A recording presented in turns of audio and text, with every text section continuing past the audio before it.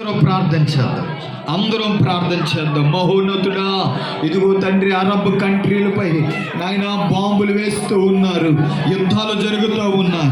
యుద్ధాలన్నీ యేసు నామములో సద్దిమణిగిపోవును గాక, చల్లారిపోవును గాక.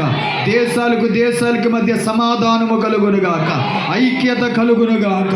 అయ్యో, ఎంతో మంది పిల్లలు ప్రభువా, ఎంతో మంది పసి పిల్లలైనా, ఎంతో మంది ప్రభువా అయ్యా గాయాలు పాలైపోయి, ఆహారం లేక, నీరు లేక చాలా ఇబ్బందులు పడిపోతూ ఉన్నారయ్యా. దయచేసి నాయన దేశాల మధ్య క్షేమం దయచేయండి తండ్రి, ఐక్యత దయచే ప్రభువా. దేవా, మీకు వందనాలు చెల్లిస్తూ ఉన్నాం. చేయండి, అందరూ ప్రార్థన చేయండి, ఎలుగెత్తి ప్రార్థన చేయండి. మా తెలుగు ప్రజలందరికీ ధైర్యం కలగాలి ప్రభువా.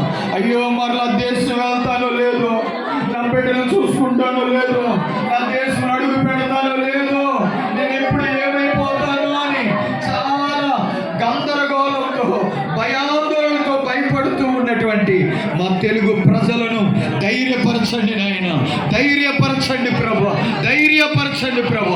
యేసుక్రీస్తు నామములో ప్రభువే దేశాలకు మధ్య సమాధానము కలుగచేయునుగాక, శాంతి భద్రతలు దయచేయునుగాక.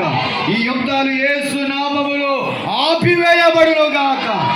మన తెలుగు ప్రజలందరిలో ఉన్నటువంటి భయము, భీతి, ఆందోళన యేసు నామములో తొలగిపోవునుగాక, తొలగిపోవునుగాక. స్తోత్రాలు చెల్లిద్దాం అందరము. స్తోత్రం, స్తోత్రం, స్తోత్రం, స్తోత్రం.